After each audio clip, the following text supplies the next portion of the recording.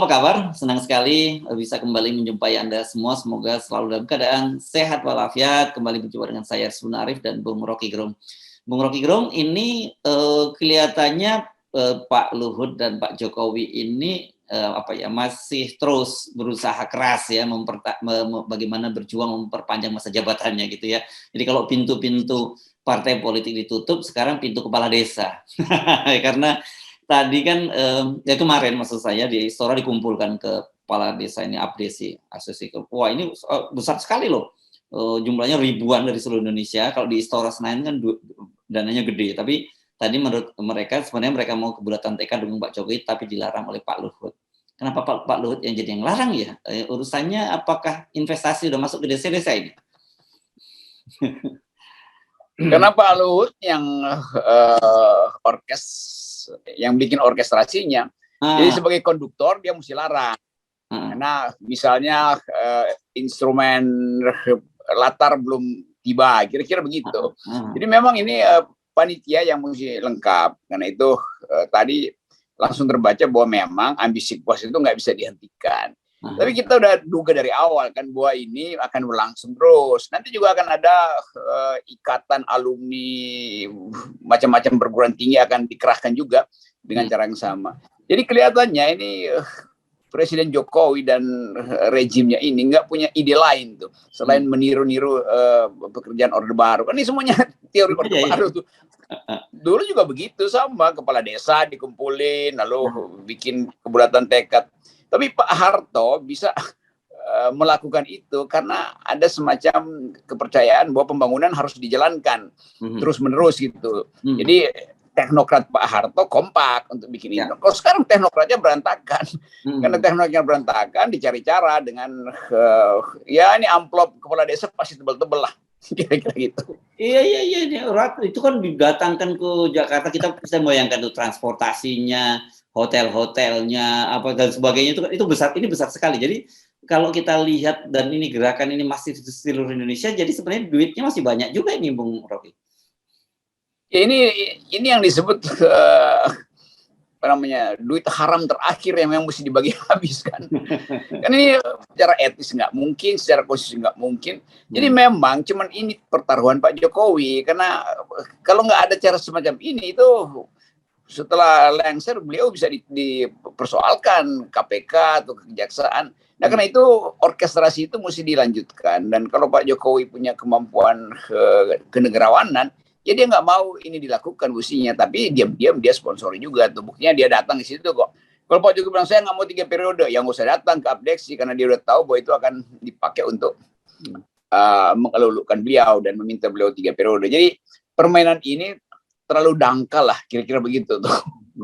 Jadi kita tunggu, karena menurut ketuanya ini mereka itu akan melakukan semacam kebulatan tekad nanti setelah hari raya. Jadi mudah-mudahan aja ini bukan seperti yang Anda selalu sebutkan bahwa lilin itu kalau mau mati nyalanya sangat terang gitu. Ini kepala desa juga ngerti, ya pasti uangnya belum nyampe, jadi dia tunda dulu kira-kira. Jadi mungkin baru 25% DP-nya, nanti menjelang Lebaran baru dapat separuh, setelahnya baru penuh. Kepala desa juga pintar, karena mereka juga tahu ini diatur aja kan, di orkestrasi. Jadi kalau belum ada dana yang dijanjikan, ya mungkin amplop yang mereka bawa pulang terlalu kecil, karena itu mereka sepakat tunda dulu deh. Jadi mereka justru mempermainkan kekuasaan. Itu hal yang biasa aja tuh. Kita ngerti lah soal-soal begituan tuh.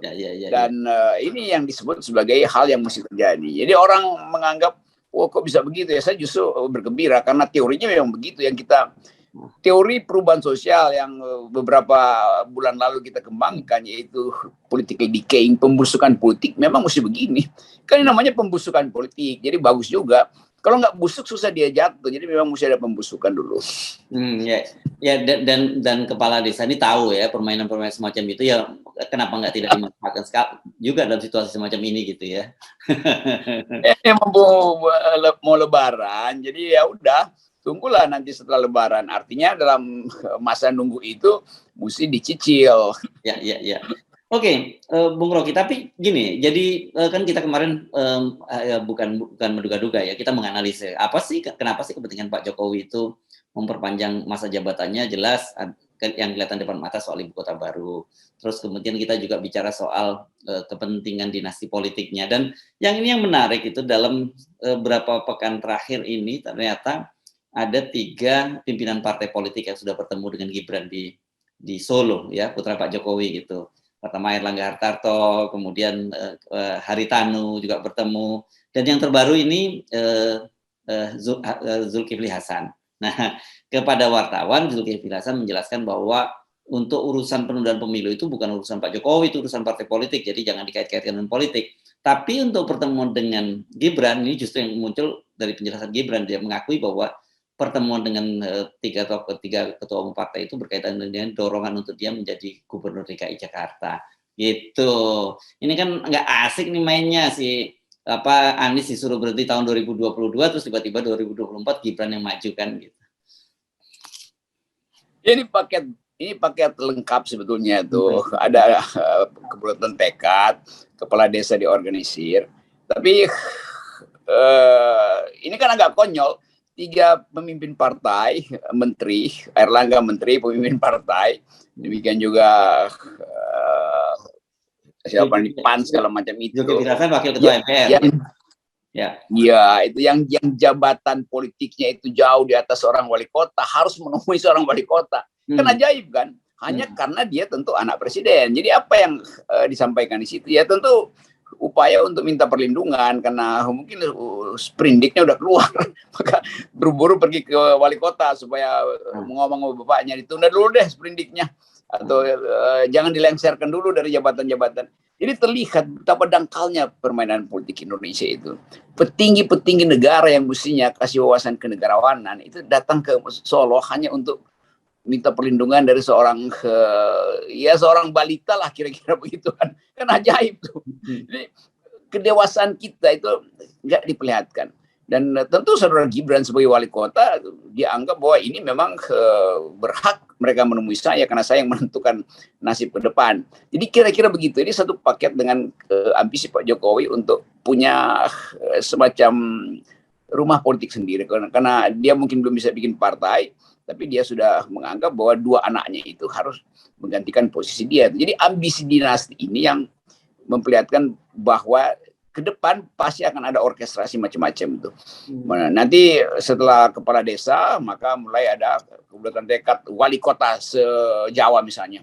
Wali kota se-Jawa mendukung Presiden Jokowi 3 periode, lalu ditingkatkan dengan pulau-pulau lain. Jadi ini satu seri penipuan politik sebetulnya tuh.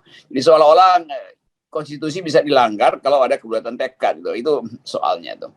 Ya, dan nanti saya kira mungkin untuk mengabaikan desakan macam ini, Bu Mega entah bikin event apa lagi ya, kalau kemarin bikin event masak-masak rebus-merebus gitu. Dan ini kan saya di satu sisi saya melihat bahwa Bu Mega ingin meluruskan persepsi yang salah dari publik gitu, karena kan beliau dibully berkaitan dengan mengkritik soal antri minyak goreng. Tapi di satu sisi Bu Mega ingin menyampaikan pesan, nggak ada yang serius nih urusan negara, jadi gue masih bisa santai masak-masak gitu. Ya, Ibu Mega tahu kekuatan dia tuh, dan sebetulnya istana kan ngeledek Bu Mega. Ibu Mega udah bilang udah nggak, jangan lagi, udah tutup lubang tuh, ternyata masih terus. Jadi sebetulnya politik Indonesia itu sekarang yang beroposisi adalah Ibu Mega pada Pak Jokowi. Itu intinya tuh, dan kita bisa nonton sebetulnya dagelan ini, dan kita tahu akhirnya apa nanti tuh. Yaitu uang akan mengalir banyak betul, dan itu sebetulnya tanda yang paling bagus untuk mempercepat pembusukan.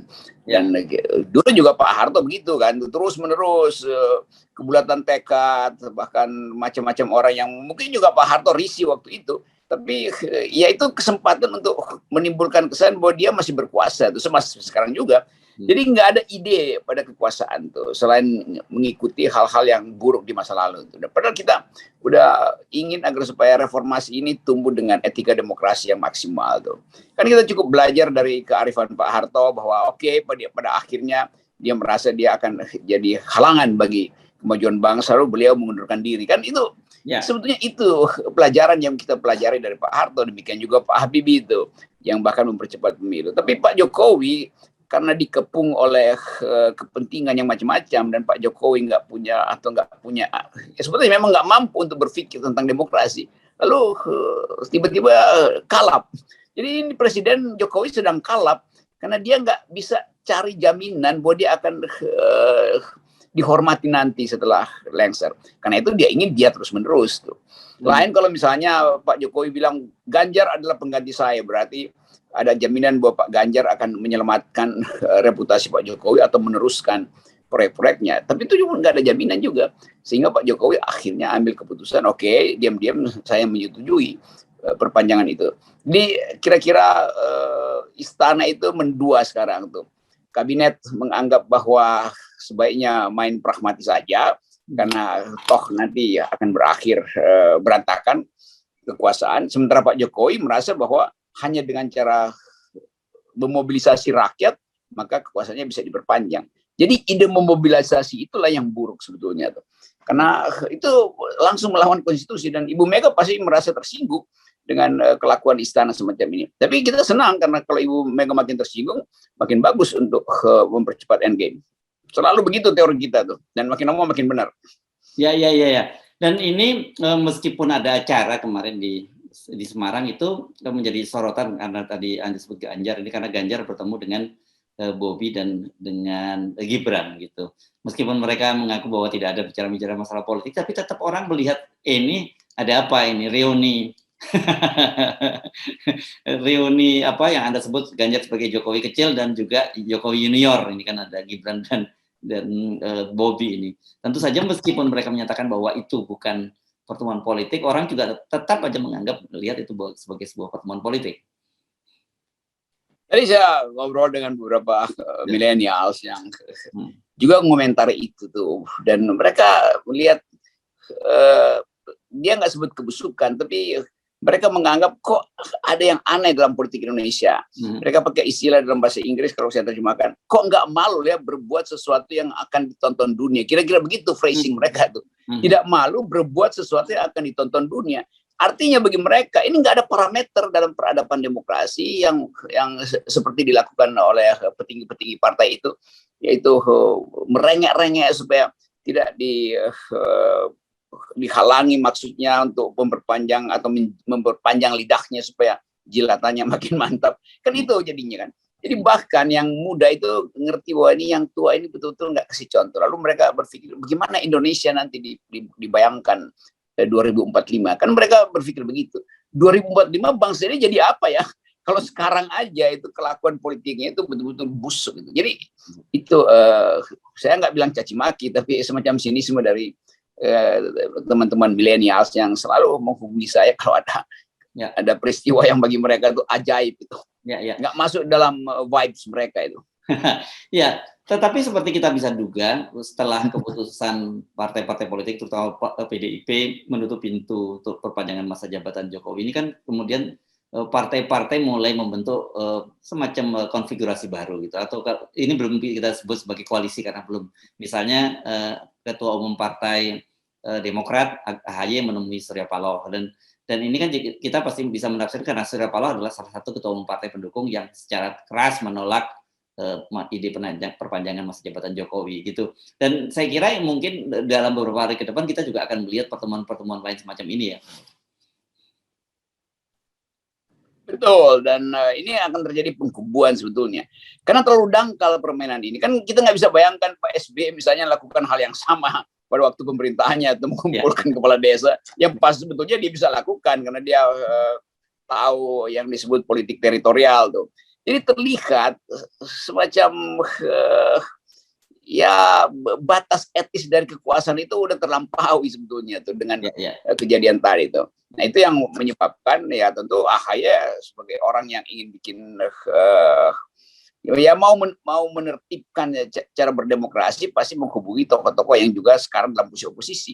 Jadi percakapan dengan Pak Surya Paloh pasti menyangkut nilai demokrasi itu, karena Partai Demokrat berpikirnya begitu, nilai demokrasi itu harus diselamatkan melampaui ambisi-ambisi kekuasaan. Saya kira itu temanya itu. Dan di Nasdem pasti ada tokoh-tokoh yang juga intelektual yang selalu ada di dekat Pak Surya Paloh. Jadi pasti tadi terjadi percakapan yang akademis lah, yang prospektif. Nanti Pak Surya Paloh mungkin agak asing dengan diksi-diksi AHY, tapi orang-orang semacam Tobas atau Willy di situ yang paham bagaimana menerangkan kehidupan demokrasi dengan term-term yang sedikit akademis. Jadi kita lihat ada kontras, ada pembicaraan yang bermutu antara Demokrat diwakili AHY dengan dengan Nasdem, dan diwakili oleh intelektual Nasdem yang juga pinter-pinter, dengan mobilisasi yang terjadi di Istora tuh, yang sekedar angkat tangan setuju apa tidak, itu ngapain, itu politik apa itu. Jadi itu yang namanya politik demagogi di Istora berhadapan-hadapan dengan politik pedagogi. Itu pertemuan tadi kader-kader Nasdem dan Demokrat. Jadi itu kontrasnya terjadi. Yang sana pakai otak, yang sini pakai otot. Ya, oke, Bung Rocky. Tapi masih ada kaitannya. Ini saya kira ini ada satu keputusan penting, dampaknya secara politik ya. Saya kira meskipun hasilnya banyak yang juga kecewa karena ini ada yang mengajukan permohonan yudisial untuk memperpanjang masa permohonan judicial review ini untuk memperpanjang masa usia pensiun TNI, dan itu ditolak oleh Mahkamah Konstitusi. Dengan begitu artinya apa? Artinya ini akan terjadi mungkin bulan-bulan depan sudah mulai rame lagi nih soal Panglima TNI, karena kan Andika ini kan kelahiran bulan November tahun 2000 dan bulan November ini harusnya bulan Desember. Jadi kalau saya hitung dia 1 Januari dia harus sudah pensiun gitu. Dan ini kan berarti harus ada panglima baru lagi. Dan kalau kita lihat di bawahnya itu kandidat-kandidatnya tentu saja adalah Kepala Staf Angkatan Darat Dudung, dan juga Kepala Staf Angkatan Laut yang sebenarnya kemarin kandidat kuat Yudo Margono gitu. Dan kebetulan ini mereka lahirnya sama-sama bulan November. Jadi akan pensiun pada tahun 2023 gitu. Rocky, masih ada 1 tahun masa jabatan Pak Jokowi kalau normal ini ya. Gitu orang kemudian berpikir, wah ini kandidat berikutnya tentu saja akan Pangkostrat Maruli, menantu Pak Luhut yang punya peluang besar untuk menjadi Panglima TNI di akhir masa jabatan Pak Jokowi gitu kira-kira. Itu yang namanya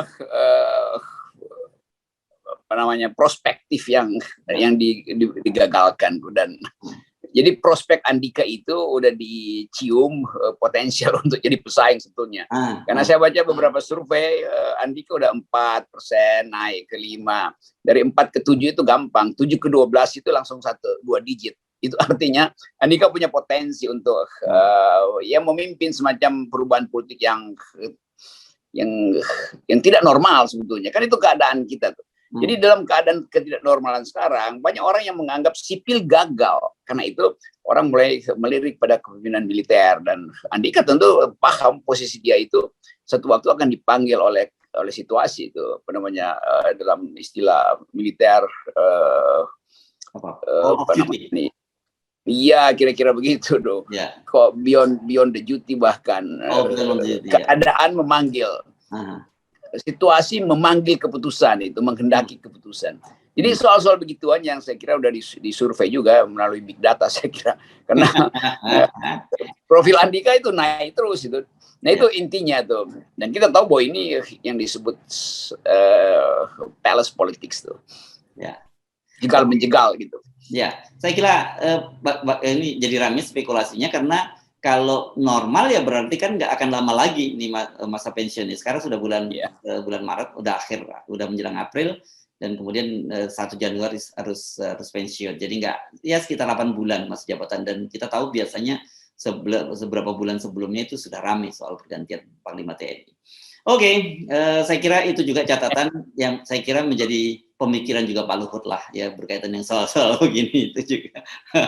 Pasti Pak Luhut pasti berpikir 3 langkah ke depan. Jadi langkah kedua yang bakal menghalangi udah disingkirkan dulu. Jadi gampangnya begitu, karena orang lihat bahwa pragmatisme istana itu sepertinya nggak bisa tercegah lagi tuh.